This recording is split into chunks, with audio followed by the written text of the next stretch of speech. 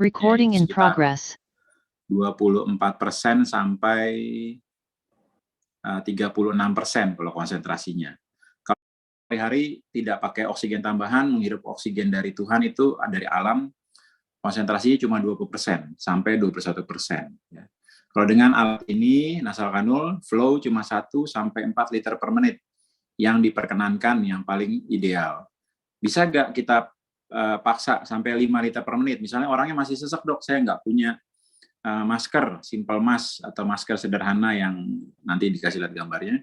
Boleh nggak ini dipakai sampai 5-6 liter? Boleh, tetapi tidak efektif karena udara yang disemprotkan terlalu kencang itu dengan flow sampai 6 liter per menit atau 5 liter per menit tidak akan tertampung dan masuk ke dalam badan, ke dalam tubuh ya. Karena rongga hidung kita, cuping hidung kita itu kecil. Jadi kalau terlalu banyak flow di situ malah ada yang keluar. Jadi flow-nya cukup efektif itu adalah sampai 4 liter per menit ya.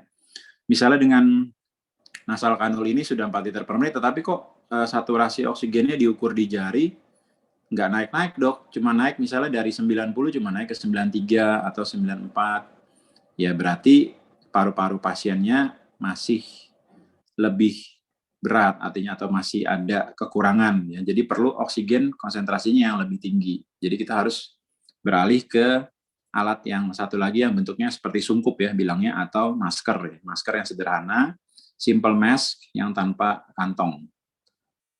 Ya, mungkin bisa di ini gambarnya Dr. Juhanli.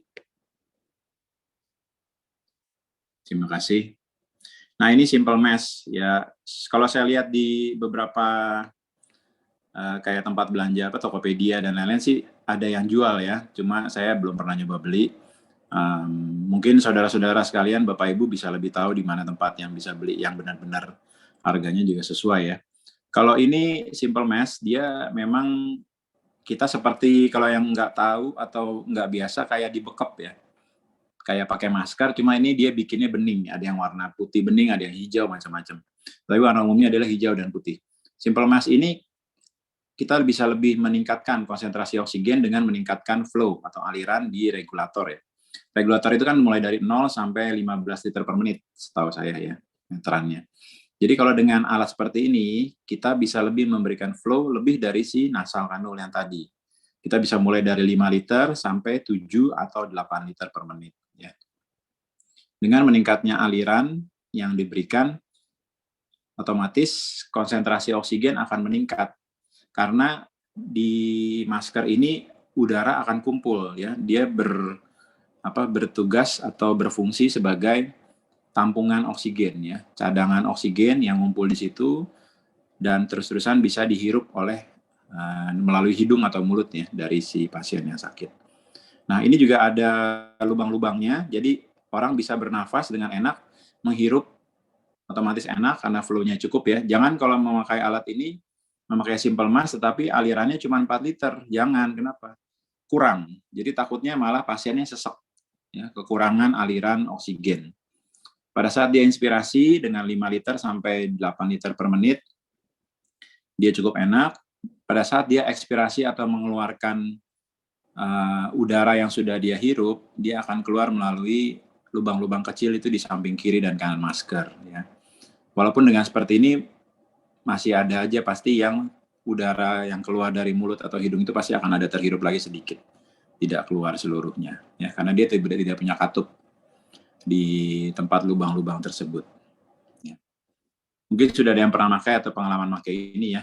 Nah, ini ada seperti besi, seperti cincin ya, separuh lingkaran di dekat hidung, di dekat tulang hidung, nanti itu disesuaikan sehingga dia cukup menempel erat di wajah si pasien. Karena kan struktur wajah manusia itu berbeda-beda ya. Ada yang tulang pipinya lebih maju, ada yang misalnya pasien kita seorang lansia yang gigi atas, gigi bawahnya juga sudah kurang, jadi bentuk dari rahangnya sudah lebih peot ya istilahnya, kita masuk ke dalam, kita perlu menyesuaikan si masker ini sehingga benar-benar fit, benar-benar pas di wajahnya pasien. Itu lebih baik ya. Jadi tidak boros, oksigennya tidak banyak yang rembes keluar. Jadi lebih banyak yang bisa dihirup ke dalam tubuh pasien. Ya, mungkin boleh untuk berikutnya, Dr. Juhanli. Nah ini gambarnya bukan cuma maskernya saja. Ini masih simple face mask, sorry. Ya, ini masih ya, Dr. Juanli masih face mask atau masker oksigen sederhana di mana tidak ada kantong yang berfungsi untuk menambah cadangan oksigen. Jadi ini nggak ada kantongnya, cuman warnanya beda aja yang tadi digambar gambar ya, bukan foto ya. Yang tadi gambar itu warnanya putih, ini cuma hijau, yang ini putih.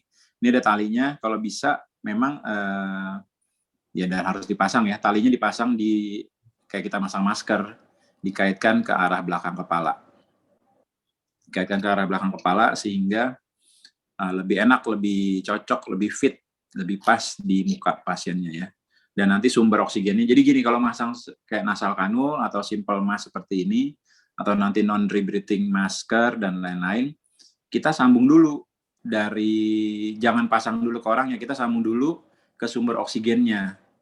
Dinyalakan dulu, baru kita pasang di pasien. Jangan kita pasang, baru disambung ke tabung oksigen. Karena pada saat kita pasang masker seperti ini, nggak ada oksigen yang mengalir, takutnya dia tambah sesak ya. Walaupun mungkin cuma 5-10 detik gitu.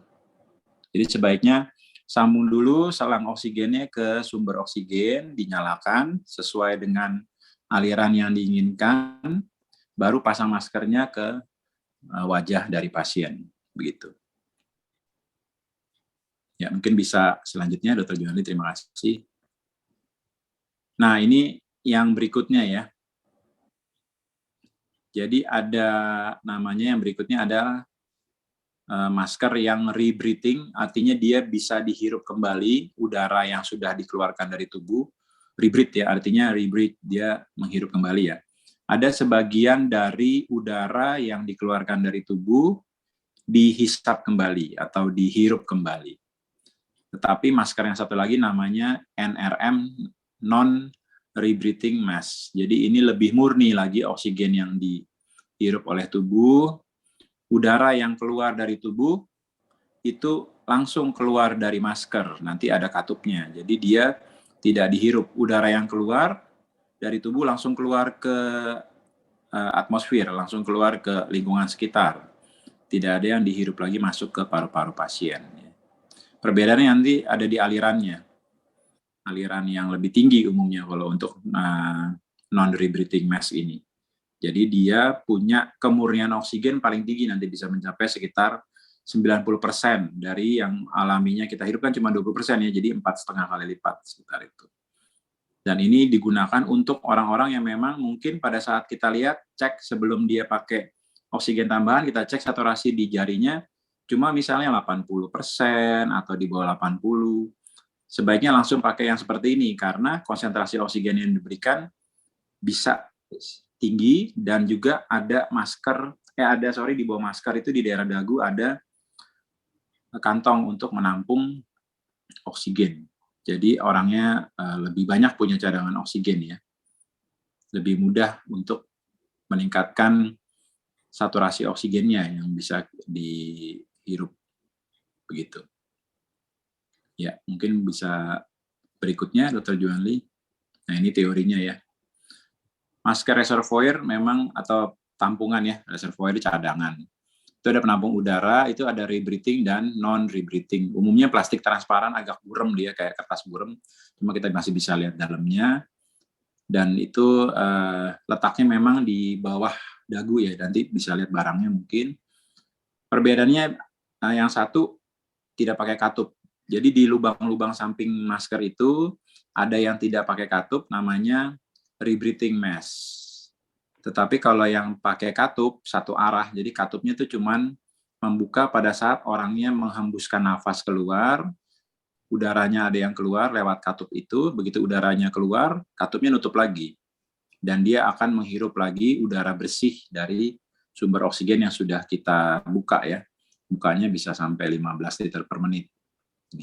Ini memang untuk orang-orang yang umumnya saturasinya sudah sangat rendah ya, mungkin di bawah 80 atau 80 sampai 85 juga kita bisa langsung pakai ini kalau memang ada alatnya, lebih baik ya.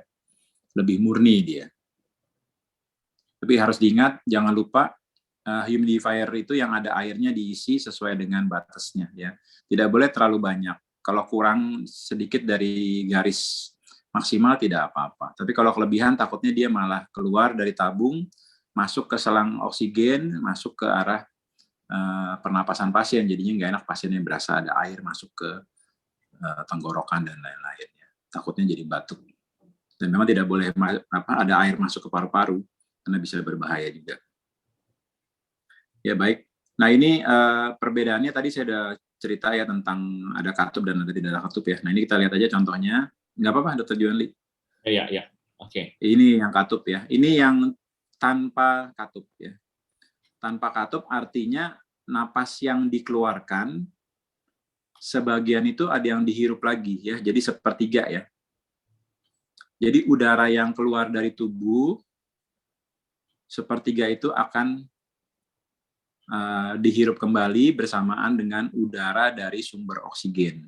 Jadi tercampur dia, tidak murni dari sumber oksigen terus. Jadi tercampur udara yang kita keluarkan, kita hembuskan, gitu. Sebagian itu ada yang terhirup lagi, ya. Jadi memang kemurnian oksigennya ini lebih rendah dibanding yang non-rebreathing mask. Ya. Bedanya cuma itu aja. Bedanya sih cuma mungkin tidak terlalu banyak ya, mungkin bedanya sekitar 20% kemurniannya. Tapi ya untuk orang yang sakit memang 20% itu perbedaannya atau 30% sangat-sangat berbeda manfaatnya. Oke. Mungkin silakan berikutnya. Nah ini yang rebreathing alirannya antara 6 sampai ini mestinya mulai dari 8 ya setahu saya. Oh, oke. Ya, ada yang bisa bilang 6, ada yang bilang 8. Mulai dari 6 bisa, tapi kadang-kadang ada yang kurang tergantung tarikan napas seseorang ya. Jadi kita mulai start di 8 boleh sampai sekitar 10 atau 12 boleh. Sebenarnya kalau sudah pakai masker seperti ini, terus ada tampungannya di bawahnya, yang tempat cadangan itu, sebenarnya kita putar aliran yang tinggi tidak masalah. Karena pasti tertampung di dalam masker dan dalam kantong cadangannya. Cuma memang kalau alirannya terlalu tinggi, kantongnya itu akan terisinya penuh sekali dan kencang. Kalau ditekan-tekan itu jadi keras ya, lebih keras. Ya tapi nggak apa-apa. Sesuai dengan keperluan orang ya, karena kalau orang yang menghirup napasnya cepat, semenit kan kita bernafas harusnya 12 sampai 20 kali menghirup udara. Ya. Satu periode napas itu menghirup dan mengeluarkan itu bilangnya 1 kali napas. Kalau misalnya orang yang tidak sakit, 1 kali menghirup dan buang napas itu semenit nyampe 20 kali ya minimal. Kalau misalnya lebih dari 20 kali itu umumnya ada masalah-masalah tertentu, misalnya dia habis lari atau memang ada sakitnya. Dan itu memang perlu aliran udara otomatis lebih banyak ya. Begitu. Nah, ini yang tadi, jadi udara, kalau masker rebreathing itu adalah udara yang dikeluarkan dari pasien ikut masuk sepertiga kembali dihirup. Ya, sedangkan 2/3-nya keluar, dibuang lewat lubang-lubang yang di samping kiri dan kanan masker tersebut. Jadi memang yang dihirup tidak murni sumbernya dari tabung oksigen, bercampur dia dengan udara yang sudah dikeluarkan. Ya, walaupun yang tercampur cuma sepertiga ya, tidak terlalu pengaruh. Ya, tapi memang kemurniannya turun, kalah kemurniannya dengan masker yang satu lagi yang namanya non-rebreathing. Ya, baik, mungkin silakan Dr. Juandi. Nah ini yang non-rebreathing mask, ini ada gambar apa? Ya gambar, kalau saya bilang gambar kartun ya, maksudnya gambar ilustrasinya. Nah ini ada katup di 2 sisi ya, di kanan dan kirinya.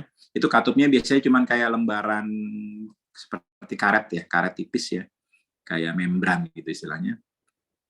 Nah pada saat seseorang itu mengeluarkan napas, katup ini membuka ke arah luar, udara pernapasannya yang keluar dari tubuh keluar semua ke arah atmosfer, ke arah lingkungan, sehingga pada saat orang ini menghirup napas kembali, katup ini nutup.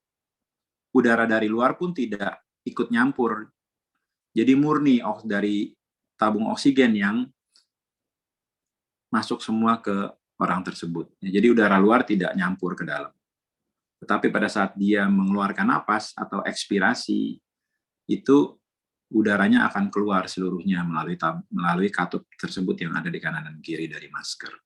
Jadi ini benar-benar lebih kemurniannya paling tinggi kalau dengan menggunakan non-rebreathing mask. Sehingga pada orang-orang yang misalnya, kayak teman saya ada yang bilang, ini saya mau konsultasi, dia kebetulan bukan dokter, ini ada keluarga saturasinya cuma 60, 70, gimana ya? Paling bagus langsung pakai non-rebreathing mask kalau punya ya. Kalau punya. Pakai ini, kenapa bagus? Bukan karena mujarab atau apa, tetapi memang sesuai dengan keperluan, sesuai dengan indikasi. Jadi ini bisa meningkatkan konsentrasi oksigen di dalam tubuh pasien yang sakit, sehingga nanti hasilnya yang kita lihat adalah orangnya harusnya menjadi lebih segar, tidak pucat ya, yang pertama kita lihat. Yang kedua, pada saat ditempel saturasi oksigen di jari, pasti harusnya akan menjadi saturasi akan meningkat. Kenapa sih kita repot-repot perlu macam-macam, ada yang masker, ada yang alat-alat untuk oksigen ini? Karena ya memang keperluannya macam-macam. Ada orang yang cuma perlu pakai nasal kanul sudah seger, kayak ada ipar saya kebetulan kena COVID juga. Tapi kalau sudah pakai nasal kanul cuma 1 liter, 2 liter per menit, dia lebih seger, nggak ngos-ngosan. Jalan juga lebih enak, bisa bangun dari tempat duduk lebih kuat gitu, nggak lemes. Tapi kalau dia nggak pakai oksigen, dia kembali lemes. Berarti memang dia paru-parunya belum pulih total ya. Kalau COVID ini memang lama. Paru-paru bisa pulih mungkin setelah 2-3 bulan setelah dia dirawat. Pulang dirawat ya, karena penyakitnya memang sulit. Oke, kembali ke sini. Kalau misalnya punya non-rebreathing mask ya silakan dipakai. Misalnya ada keluarga yang punya tabung oksigennya cukup banyak isinya dan punya alat ininya juga non-rebreathing mask. Ya. Tetapi kalau cuma saturasi 91, 92, tanpa oksigen tambahan, tanpa bantuan oksigen yang lain-lain, pakai nasal kanul atau simple mask yang tadi tanpa kantong cukup sebenarnya. Aliran cuma 1 liter, 2 liter. Kita lihat, tapi tetap namanya udah pakai alat seperti ini, kita harus lihat. Kalau misalnya dikasih 2 liter per menit, saturasinya berapa? Misalnya naik dari 91 ke 95.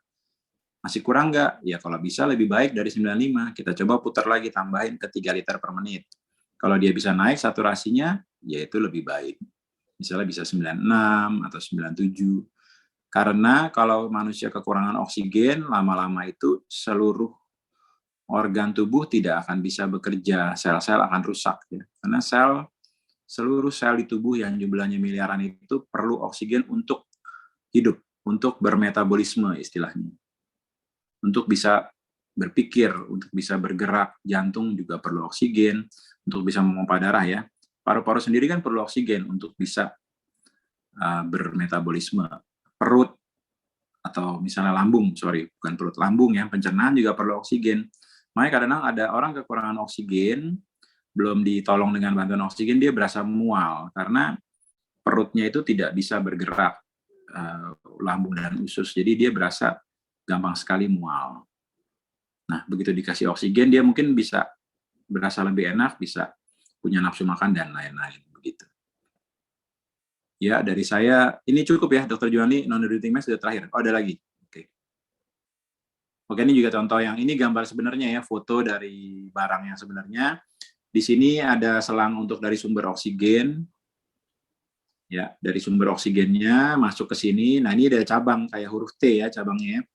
Ada yang ke kantong, ke bawah, itu ada kantong, ukurannya, volume kantongnya mungkin bisa 500 sampai 600 ml ya. Itu satu botol aqua sedang ya. Sekarang kan ada aqua atau air mineral apapun, merek apapun bisa 600 ml.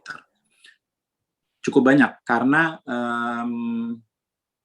kita manusia dewasa berat sekitar 50-60 kg itu satu kali bernafas, 1 menit itu hanya butuh, kalau kita keadaan sehat ya, orang berat 50 kg sampai 60 kg, 1 menit bernafas itu cuma butuh 350 ml oksigen.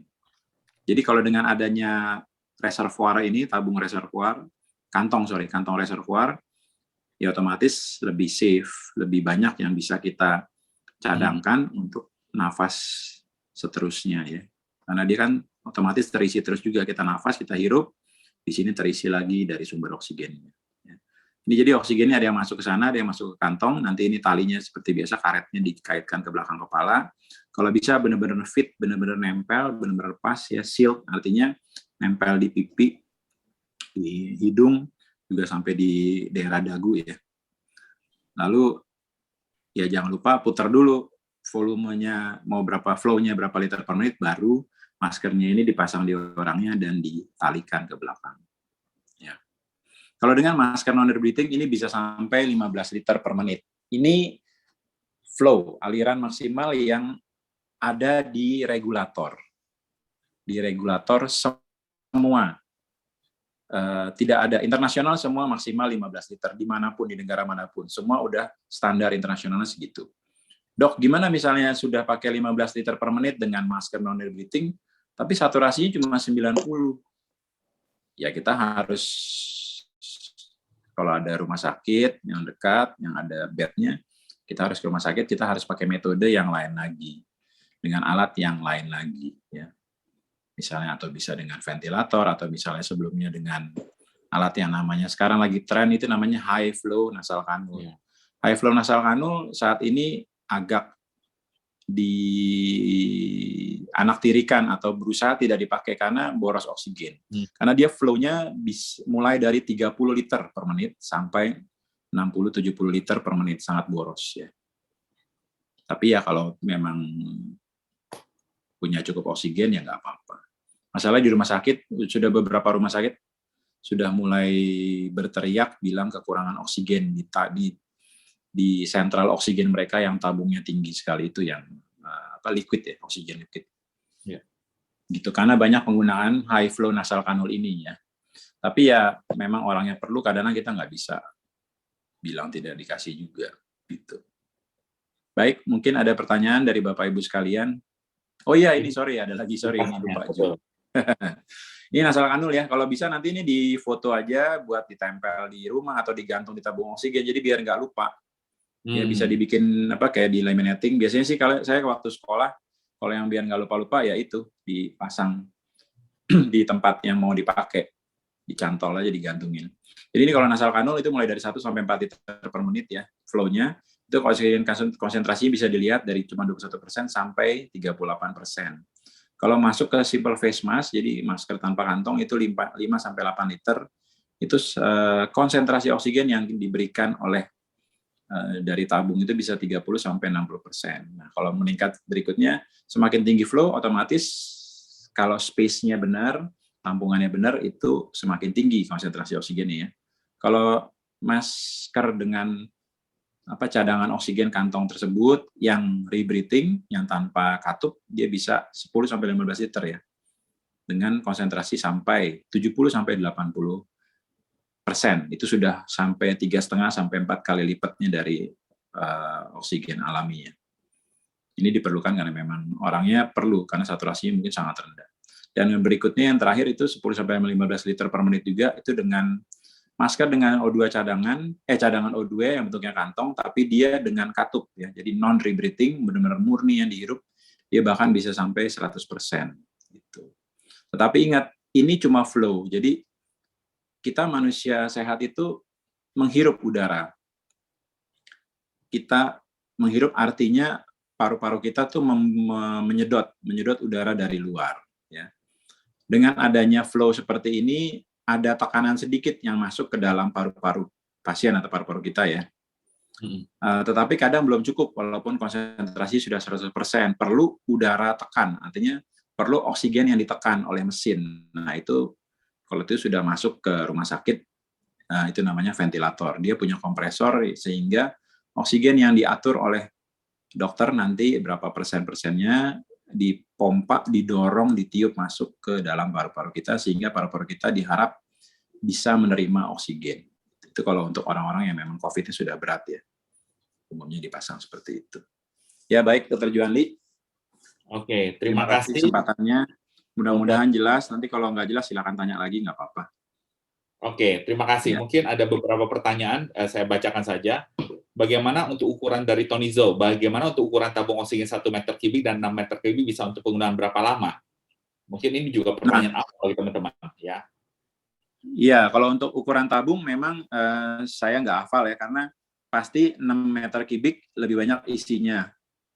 Dan tergantung flow-nya yang digunakan. Kalau kita pakai 1 meter kubik dengan 10 liter per menit, ya mungkin pemakaiannya cuma 1-2 jam mungkin, karena flow-nya, aliran yang dipakai deras sekali 10 liter per menit ya.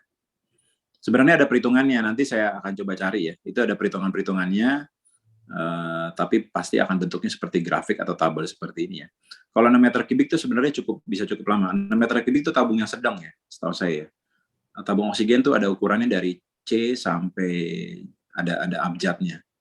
Yang paling besar itu yang mungkin tingginya sekitar 1,5 meteran ya, kalau yang kubiknya paling besar. Tetap volume tabung yang paling besar otomatis akan bertahan lebih lama kalau yang dipakai flow-nya hanya untuk nasal kanal atau misalnya sampai cuma 5 liter per menit pakai simple face mask. Begitu. Nah, makanya tergantung ininya. Bapak yang nanya, Bapak ya, Ju? Tonizo, ya betul Bapak. Ya, Pak Tonizo. Ini memang tergantung dari flow yang digunakan. Kalau flow cuma 2 liter per menit, otomatis tabung 1 meter kubik pun bisa lama. Mungkin bisa beberapa jam. Ya, gitu. Ya, thank you Dr. Ewin. Thank you. Ya. Oke. Lalu dari Tonizo juga, apa bedanya sentral oksigen di rumah sakit dengan tabung oksigen? Bedanya di mana? Kalau sentral oksigen di rumah sakit, dia sebenarnya bedanya adalah otomatis kapasitasnya lebih besar karena dia liquid oksigen. Liquid oksigen yang nanti dialirkan ke pipa-pipa baja, steel pipa besi atau baja, saya kurang paham, tapi pasti dari sentral dimasukkan ke dalam tembok-tembok rumah sakit, nanti keluar tetap dari source keluarnya itu di dinding harus kita pasang regulator dulu, pasang humidifier dulu, baru ke pasien. Tetap sama sebenarnya. Cuma mungkin cadangannya dia sangat-sangat banyak. Bisa puluhan ribu liter mungkin ya, tergantung dari liquid oksigennya yang berapa besar, tabungnya berapa tinggi. Itu saya nggak paham, tapi cuman paling suka ngelihat tabungnya aja. Memang tingginya bisa 4 meter, 5 meter ya tabungnya itu. Oke, terima kasih. Mungkin diselingi oleh pertanyaan saya, kapan sih sebenarnya penggunaan tabung saturasi berapa yang harus menggunakan tabung oksigen begitu? Saturasi berapa? Ya, saturasi di bawah 95 sebaiknya. Kalau memang sakit, saturasi di bawah 95. Dari Yashi, oh iya, udah di... Iya, oke. Oke. Sorry, udah tadi panggilan.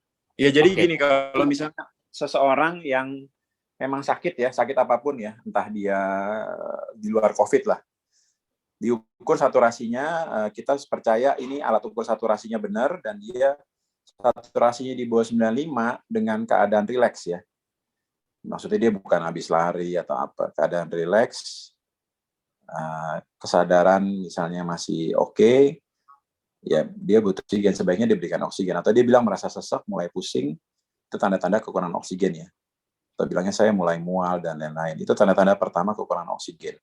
Kalau seseorang sudah sampai ujung-ujung jarinya, kukunya itu udah mulai biru, itu umumnya saturasinya sudah di bawah 90 atau mungkin bisa di bawah 80 ya.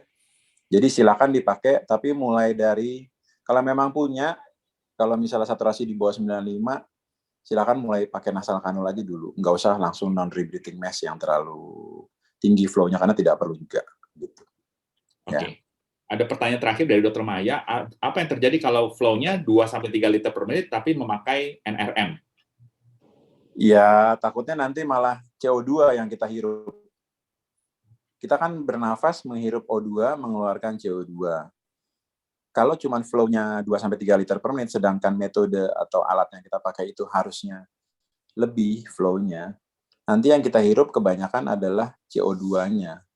Kita tidak bisa bernafas cukup, takutnya tambah sesek. Gitu. Takutnya tidak memperbaiki malah. Sebaiknya mendingan kita buka aja maskernya, kita hirup dari udara luar.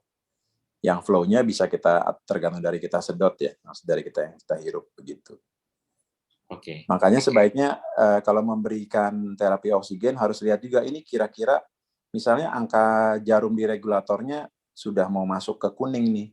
Dan kita pakai nasal misalnya 4 liter per menit yang paling mentok nasal kanul.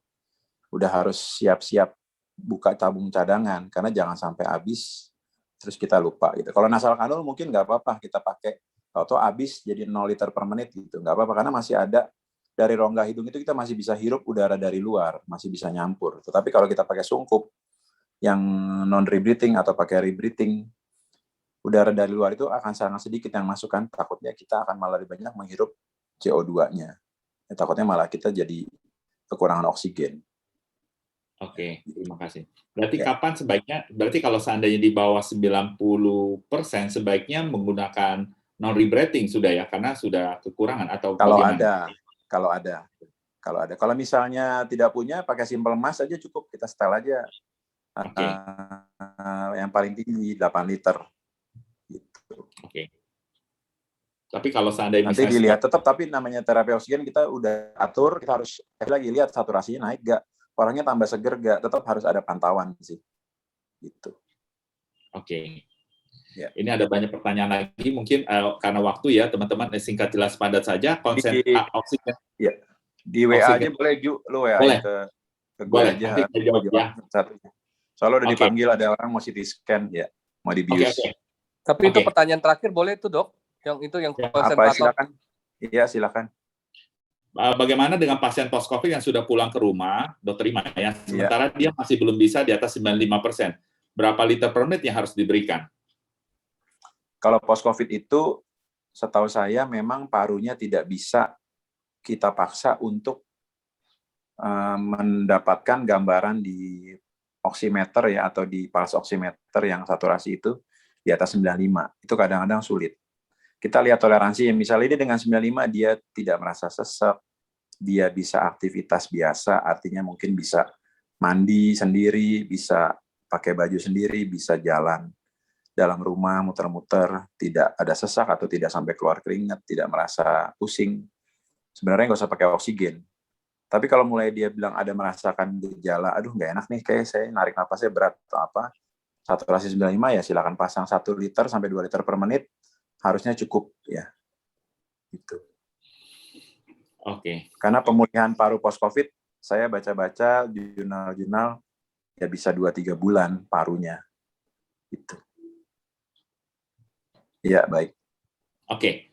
Terima kasih Dr. Edwin Rusli atas pemaparannya yang sangat sistematis, sangat bermanfaat buat kita. Terima kasih, selamat bertugas, dan dari para relawan dan pasien tentu akan sangat bermanfaat sesi ini. Dan kami juga menarik ya kalau tabel ini akan kami laminating dan tempelkan di tabung-tabung. Ini saya ambil dari Google sih, memang dia untuk silakan aja. Nanti cari-cari sendiri juga. Ya. Siap. Terima kasih. Terima kasih. Ya, baik. Terima kasih. Selamat sore semuanya. Sore. Stay safe, stay healthy. Oke, thank you. Thank you. Oke. Teman-teman, sangat luar biasa pemaparan dari Dr. Edwin Rusli. Saya yakin bisa memberikan gambaran pada teman-teman bagaimana penggunaan tabung oksigen dan pemilihan selang oksigennya. Ya, selama ini gerakan kami membantu pasien-pasien COVID-19 yang saturasinya di bawah 90%. Ya, ada yang 80, ada yang 60, ada yang 65, dan di dalam grup itu kami selalu dikatakan ini adalah SOS, gerak cepat. Dr. Maya langsung bergerak cepat di dalam WhatsApp grup, colek-colek dokter untuk screening, colek-colek tabung relawan tabung oksigen dan lain sebagainya. Ya, jadi dengan pemaparan Dr. Edwin Rusli ini memberikan gambaran pemilihan tabung oksigen pun selang-selangnya, ya. Dan karena juga tabung oksigen yang kami dapatkan sudah cukup banyak, maka kami melakukan triase yang lebih naik saturasi oksigen yang kita pilih. Sebelumnya kami ada saturasi tertentu yang kami prioritaskan, tetapi dengan awal-awal gerakan kami juga terbatas tabung ya, maka kami dengan skala prioritas. Tetapi sekarang juga tetap menggunakan skala prioritas, tetapi dengan ada misalnya 92, 93 kami pinjamkan. Tapi sebelumnya kami sarankan dengan proning dan lain sebagainya, karena lagi-lagi karena keterbatasan tabung oksigen yang kami miliki. Mungkin ada beberapa pertanyaan lagi yang bisa di chat saja, nanti saya akan jawab dan blast kepada teman-teman karena nanti Dr. Edwin akan menjawabnya by WA, begitu teman-teman. Mungkin Bu Susi ada tambahan atau teman-teman lain, grup koordinator dan ITI? Begitu. Kalau ini Dok, mau mengingatkan aja tadi dengan petunjuk dari Dr. Edwin tentang bagaimana kita harus mengisi tabung humidifier. Nah, itu kan selama ini belum, apakah sudah disampaikan kepada yang meminjam tentang syarat air yang harus dipakai itu. Karena kan sterilnya itu benar-benar harus dipahami oleh pemakai. Itu sih, Dok. Betul, selalu pada saat ada pasien yang datang untuk meminjamkan tabung oksigen di titik kami, selalu saya ingatkan pakai air aqua, ya, karena air yang seperti steril yang rumah sakit tadi Dr. Edwin rasanya di rumah kita tidak memilikinya. Di rumah saya ada mesin RO, ya pakai air itu saja, ya, atau pakai air aqua begitu untuk bisa mengisi tabung humidifier-nya. Begitu, Bu Susi. Ya, jadi juga teman-teman relawan di sini selalu ingatkan pada peminjam atau pengambil tabung oksigen untuk mengisi bukan air akran ya, tetapi minimal air aqua lah. Seperti itu. Seperti itu. Satu lagi Dok, tentang edukasi tekanan Dok. Jadi untuk juga reminder kepada titik relawan, kira-kira untuk 1 meter kubik dia harus memperhatikan pengisian itu di tekanan berapa. Seingat saya waktu itu Dr. Johanli pernah nyebutin 1.800, 1.900. Nah, apakah berbeda dari 1 kubik, 1,5 kubik, 2 kubik, dan 6 kubik, Dok? Oke, jadi ini kan ada regulator seperti Dr. Edwin Rusli tadi jelaskan ya. Setiap tabung, baik itu 1 meter kubik, 1,5, 2 meter kubik, dan 6 meter kubik, regulator yang dipakai selalu sama. Tadi karena ada yang bertanya, kok regulatornya bisa berubah nggak? Enggak. Regulatornya berbagai ukuran oksigen, regulatornya akan seperti gambar ini. Ya. Lalu tekanannya berapa? Baik 1 meter kubik, 1,5, 2 meter kubik, bahkan 6 meter kubik, tekanannya di garis hijau. Berarti kalau di grafik hijau itu berarti tabung oksigennya full terisi. Berapa itu? 1.500, 1.800 sampai 2.000 ya. Mentok-mentok 2.000. Jadi kalau seandainya teman-teman relawan ada penjamin pasien yang mengembalikan tabung oksigen 1.000, berarti tabungnya cuma keisi setengah. Dan biasanya kami juga berbagai pasien mengembalikan tabung oksigen hanya ada yang terisi 1.200, 1.500. Ada beberapa saya minta kembali kepada orang ngisi, edukasi, tolong diisi penuh.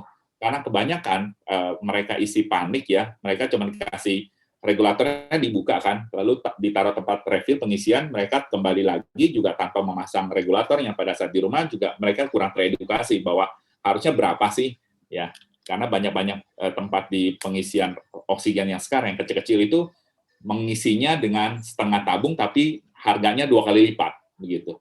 Itulah yang terjadi di masa sekarang ini, teman-teman. Jadi ini juga sekaligus mengedukasi.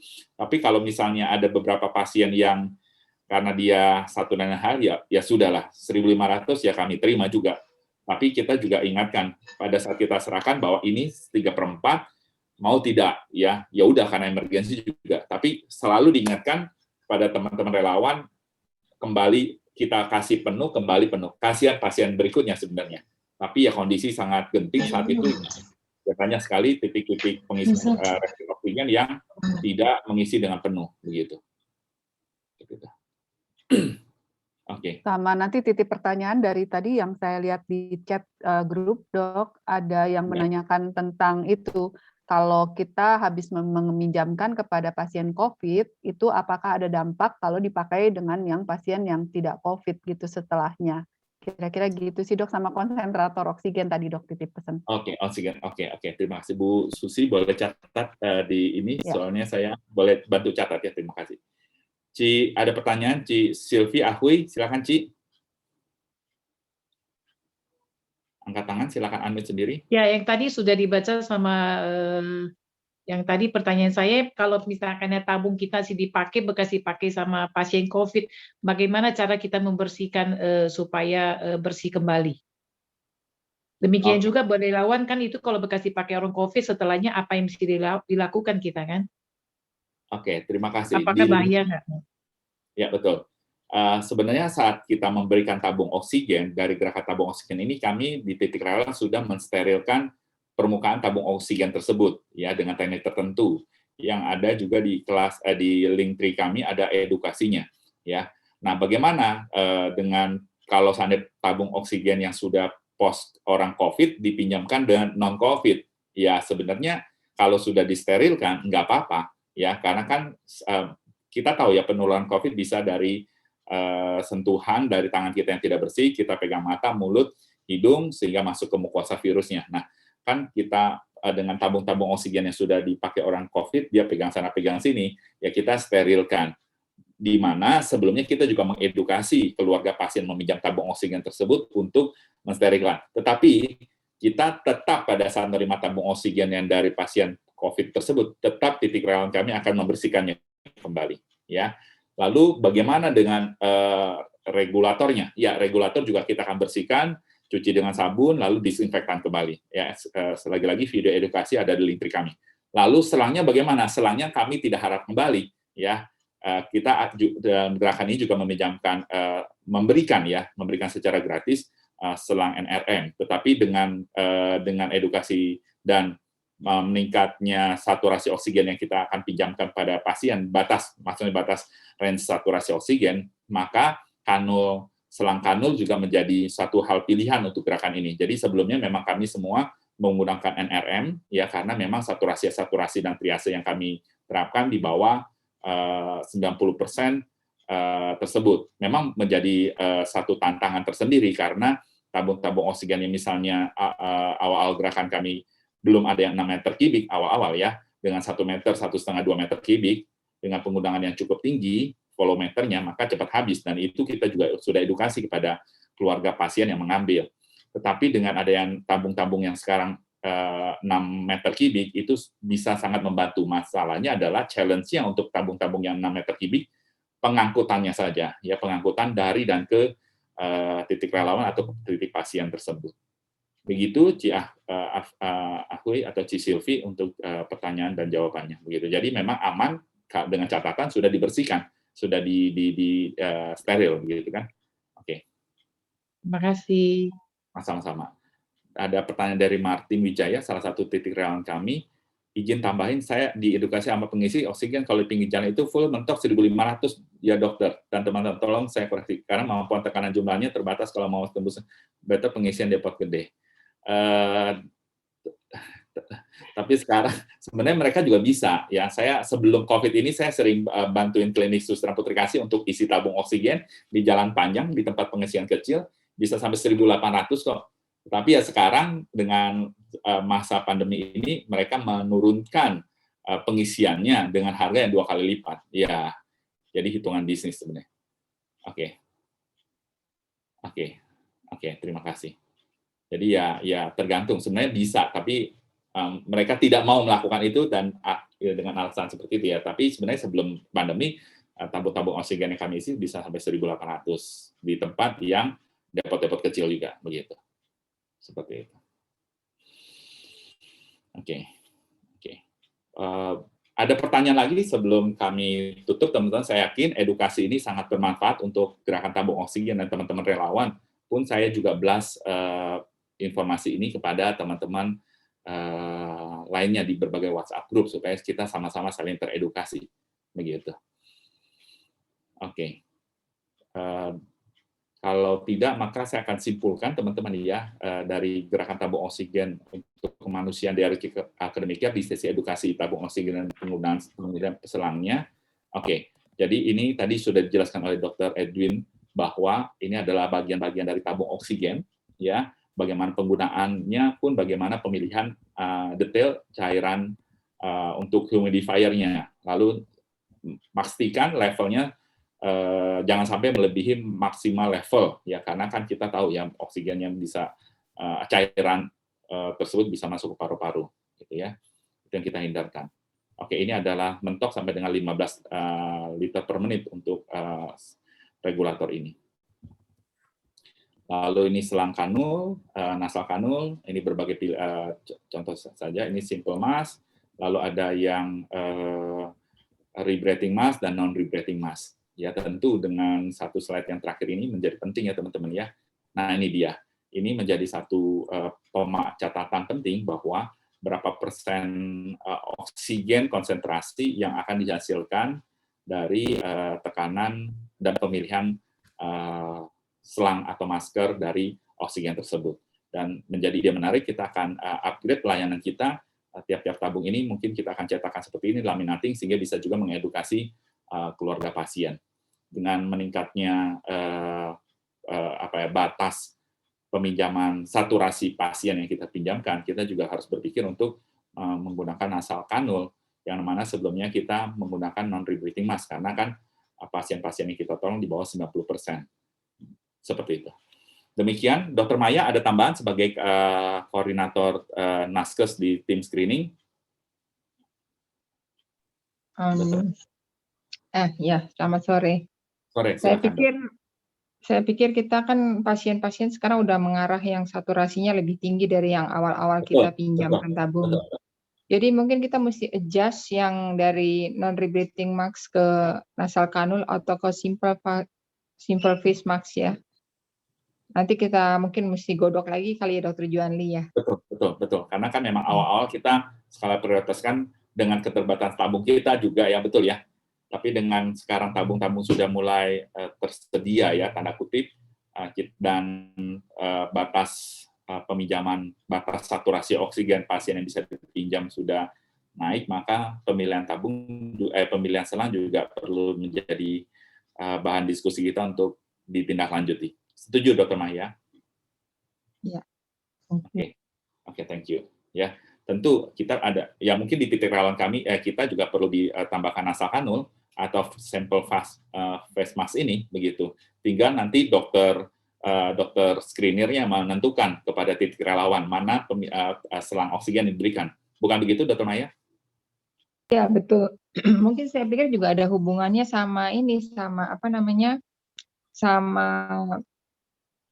besarnya tabung ya. Jadi saya pikir kalau yang tabung cuma 1 meter kubik terus kita pakai NRM kan kayaknya banyak yang sebentar aja sudah habis karena kan flow-nya itu mesti tinggi ya NRM-nya. Bukan itu saja, Dr. Maya, tetapi kita karena juga tabung-tabung yang 6 meter kubik juga sudah tersebar di titik rawan kita dengan skala prioritas pasien-pasien yang misalnya 90 ke bawah ya. Misalnya 80, kita prioritaskan juga tabung 6 meter kubik tersebut juga dengan tetap selang NRM. Jadi kita mungkin ada tabel ya. Kalau saya lihat ini tabung mana, kita tekan sudah ada plotnya, tabung mana di titik mana, ukurannya mana, lalu pada saat dia saturasi berapa, selangnya apa. Sehingga itu menjadi patokan di teman-teman screening juga. Seperti itu. Jadi kita buat flow-nya. Mungkin lebih detail lagi sekarang nanti kita buat itunya lebih detail lagi. Setuju. Ya. Nanti digodok lagi. Siap. Dr. Maya adalah koordinator atau korbit tenaga medis kami yang akan men-screen pasien-pasien. Oke. Dr. Maya dapat salam dari Surjani Kurniawan. Oh, oke. Oh iya, salam lagi. Oke. Bagi teman-teman relawan di Solo, Surakarta, apakah ada pertanyaan? Sedikit aja, Dr. Juan. Silakan, Dok. Ya, silakan. Jadi kami kemarin sempat follow up dikit, ngobrol dengan teman-teman di Solo, dengan Pak Martono. Ini konsepnya kalau di gerakan tabung oksigen ini kan yang dipinjamkan tabungnya. Jadi diberikan dalam keadaan terisi, nanti kalau sudah selesai kembali ke kita terisi. Ya, betul. Ada kemungkinan di Solo biaya boleh kembali dalam keadaan kosong. Nanti kami yang isi dari kami. Ada kemungkinan seperti itu. Kalau misalnya begitu boleh kan? Boleh. Tergantung kekuatan. Kekuatan teman-teman di Solo ini relawannya sudah siap. Jadi luar biasa, Dok. Jadi silakan. Ya. Sangat-sangat apresiasi ke teman-teman Solo yang akhirnya gayung bersambut ya. Kami rapat malam kemarin, lalu akhirnya sekarang edukasi. Mungkin bisa, saya yakin ya, saling sinergi ini untuk membantu sesama dan dasarnya kemanusiaan sangat-sangat bermanfaat di masa seperti ini. Betul ya, Dok? Silakan saja. Ya. Silakan. Saya nanti ngikut sama komandan saya itu, Pak Martono. Ya, silakan. Salam hormat.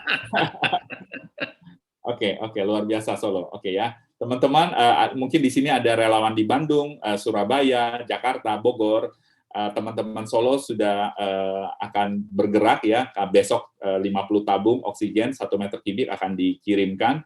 Kami lagi berusaha untuk misalnya kalau ada tabung 6 meter kubik atau yang 2 meter kubik, kami akan saling kontak sehingga Solo juga bisa mendapatkan tabung-tabung tersebut. Di Bandung sudah ada tabung 6 meter kubik, di Surabaya juga sudah ada tabung 6 meter kubik.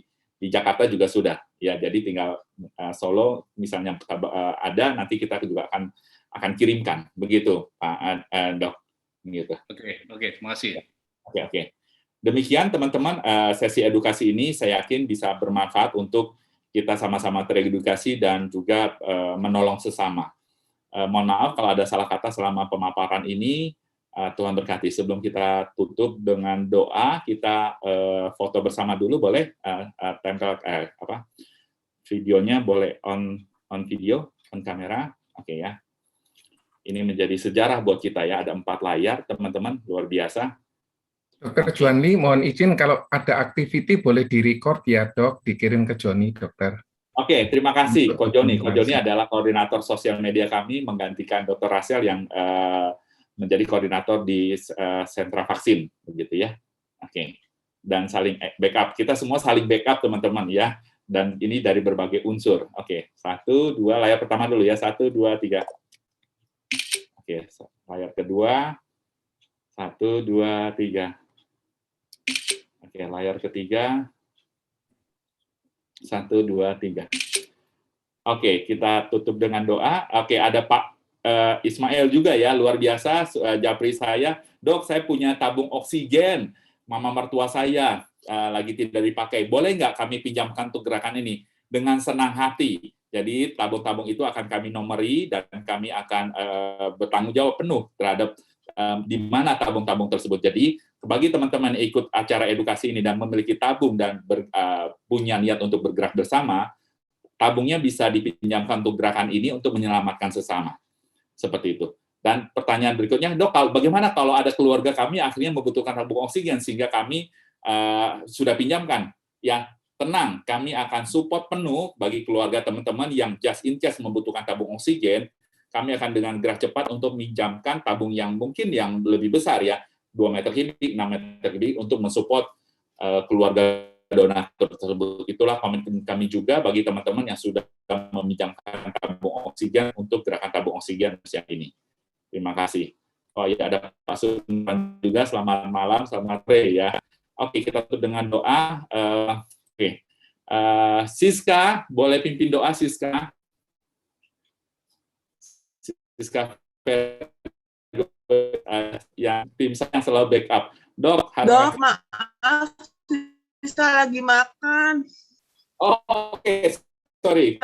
Dok, maaf ya. Oh, ya, kita tutup dengan doa. Perkenan saya bicara Katolik. Sama Bapa Orang Kudus, amin.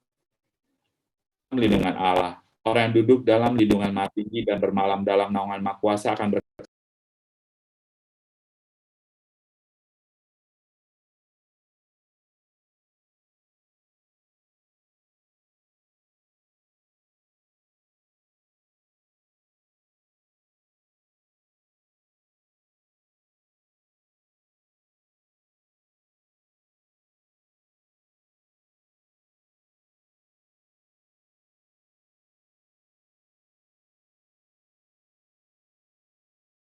Recording in progress. Kami ya Tuhan.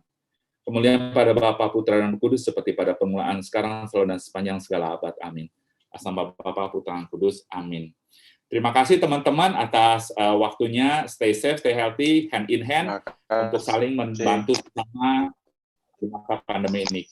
Terima kasih. Terima kasih dokter. Recording stop. Tuhan berkati. Ada Irene, thank you ya. Thank you. Wah, luar biasa Irene tadi ke Samator ya. Thank you Irene. Iya dok.